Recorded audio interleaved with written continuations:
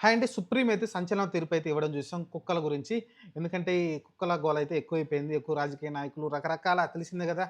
ఇంకా ఒక విషయాన్ని మనం చెప్పామంటే ఆటోమేటిక్‌గా చాలామంది వస్తారు గదా! సంఘ సంస్కర్తలు చాలామంది వస్తూ ఉంటారు. దీనిపైన డిబేట్‌లు పెడతా ఉంటారు. ఎవరు వాదనలో అయితే వాళ్ళు వినిపిస్తా ఉంటారు. దీనిలో ఏ వాదన కరెక్టు, ఏ వాదన నిజమనేది కొంతమందైతే కుక్కల్ని ఇలా ఎలా చేస్తారు. అవి అవి గూడా మన చుట్టూ తిరిగే ప్రాణులే గదా! వాటిని ఎలా హింసిస్తారని అయితే కొంతమంది సంఘ సంస్కర్తలు మాట్లాడుతా ఉంటారు. అల్టిమేట్‌గా వచ్చేసి ఏంటి అసలకి కుక్కల వల్ల చిన్నపిల్లలు చాలామంది గాయపడుతున్నారు. అలానే పెద్దవాళ్ళు గూడా గాయపడుతున్నారు. అందులోను స్పెషల్‌గా చిన్నపిల్లలైతే చాలా ఎక్కువ మంది సఫర్ అవుతూ ఉన్నారు. అలానే చూసుకుంటే ఢిల్లీ పరిధిలో దాదాపు 15,00,000 కుక్కలంటండి. విచిత్రంగా ఉంది. కనీసం 10,00,000 కుక్కలు ఉన్నాయంట.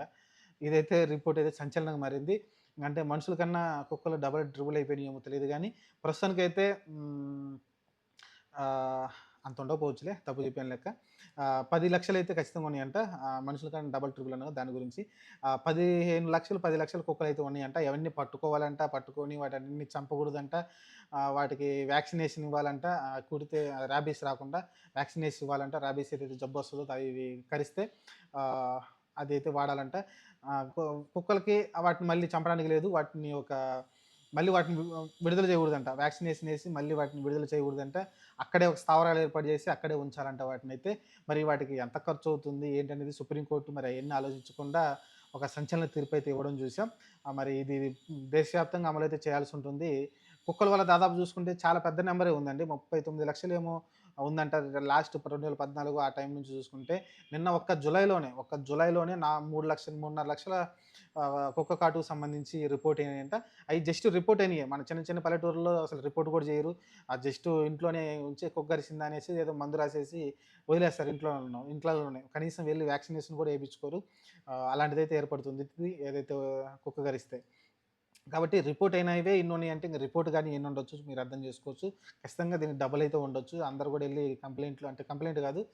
ప్రతి ఒక్కళ్ళు హాస్పిటల్‌కెళ్తారని గ్యారంటీ లేదు. లేకుంటే చిన్న చిన్న హాస్పిటల్‌కెళ్తారు. ఈ గవర్నమెంట్ హాస్పిటల్‌కెళ్ళి వాళ్ళు కౌంట్ చేస్తారు గానీ చిన్న చిన్న హాస్పిటల్‌కి వాటినికెళ్ళి పెద్ద కౌంట్ చేయరోళ్ళు.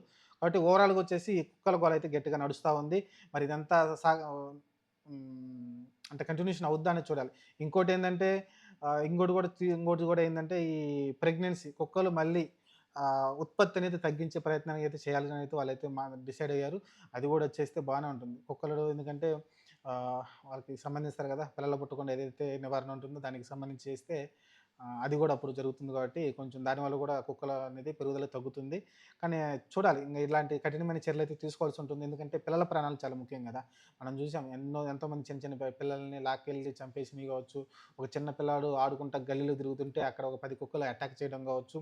ఇలాంటి దారుణమైన విషయాలైతే మనమైతే చూసాం గాబట్టి, దీనిపైన ఖచ్చితంగా మనం కఠిన నిర్ణయాలే తీసుకోవాల్సి ఉంటుంది కుక్కల పైన. ఇక్కడ మానవత్వంతోటి ఆలోచించి యానిమల్ లవర్స్ అని ఇయన్నీ ఇంగ మనం పట్టించుకుంటే కష్టమైపోద్ది. ఎందుకంటే పిల్లల భవిష్యత్తు ముఖ్యం గదా! కుక్కల కన్నా పిల్లలు భవిష్యత్తు ముఖ్యం గదా! కాబట్టి పిల్లల కన్నా కుక్కలు ఎక్కువ గాదు గదా! అలా అనేవాళ్ళు గూడా చాలామందున్నారు. అలా అలా అనేవాళ్ళు చాలామందున్నారు. కాపోతే దాన్ని పట్టించుకోకుండా అవసరం లేదు. ఖచ్చితంగా కాపోతే వీటిని ఎలా సంరక్షించాలి? ఇప్పుడు తీసుకెళ్ళి చంపేయడం అంటే ఈజీ అవుద్ది. కరెంట్ షాకులు పెట్టి వాటిని చంపేస్తారు ఇమ్మీడియేట్‌గా. కాపోతే ఇప్పుడు వాటినన్ని చంపొద్దు. వాటికి స్థావరాలు ఏర్పాటు చేసి అక్కడ ఉంచమంటున్నారు. కాబట్టి వాటికి షెడ్‌లు కట్టాల్సుంటుంది. వాటికి మళ్ళీ ఫీడింగ్ ఇవ్వాలి గదా! వాటికి అన్నం బెట్టాలి. మరి అన్నం బెట్టాలంటే ఎంత ఖర్చవుతుందో వాటికి, వీటన్నిటిని ఎలా భరించాలి? కాబట్టి చాలా పెద్ద తతంగం ఇదంతా. మరి దీన్ని ఎలా తీసుకుంటారో, లేకుంటే లైట్ తీసుకుంటారో చూడాలి మరి. ప్రస్తుతానికైతే ఈ కుక్కల గోలైతే గట్టిగా చర్చలో ఉంది. దేశంలోనే ఎక్కువ చర్చ నడుస్తుందంటే ఈ కుక్కల గోలే చర్చ నడుస్తుంది. ఆహ్, యానిమల్ లవర్స్‌కి లేకుంటే మిగతా వాళ్ళు దీని మీదైతే డిబేట్‌లు ఎక్కువ నడుస్తా ఉన్నాయి. దీనిపైన మీ స్పందన ఏంటి? నా ఉద్దేశంలో ఏందంటే నేనైతే చంపేయమని చెప్తానండి. ఎందుకంటే వాటిని పోషించడమే కష్టం గదా! ఇప్పుడు మన దేశంలో మనం తినటానికే తిండి కరువైపోతే ఇంక కుక్కలకు పెట్టి ఎలా పోషించడం అని చెప్పండి. కాబట్టి నేనైతే చంపేయమనే చెప్తాను. ఇంకోటేందంటే ఇంకో పని జేయొచ్చు. అవి మళ్ళీ వీధుల్లోకి వదలొచ్చు. వ్యాక్సినేషన్ చేస్తే ప్రతి కుక్కను పట్టుకోవాల్సుంటుంది. వ్యాక్సినేషన్ చేయాల్సుంటుంది. రాబీస్ రాకుండా వ్యాక్సినేషన్ చేయాల్సుంటుంది. ఆ తర్వాత వాటికి సంతానం పెరగకుండా ఎక్కువ సంతానం పెరగకుండా గూడా మాక్సిమం దొరికిన కుక్కలకి మీరు సంతానం పెరగకుండా ఆపరేషన్ ఏదో ఉంటుంది గదా! అది చేసేస్తే ఇంకా వాటి ఉత్పత్తి అనేది తగ్గిపోతూ ఉంటుంది కాబట్టి అలా ద్వారా నాకు కొంచెం నివారించొచ్చు. మరి చూద్దాం మరి ఎలాంటి చర్యలు తీసుకుంటారో మరి చూడాలి. ప్రస్తుతానికైతే సుప్రీం కోర్ట్ అయితే వాటిని సంరక్షించండి, చంపొద్దనైతే వాళ్ళైతే తీర్పు ఇవ్వడం చూసాం. మరి ఉండంగా మరి ఎలాంటి రూల్స్ తీసుకొస్తారో ఈ కుక్కల గురించి ఫ్యూచర్ డిసైడ్ అవుతుంది.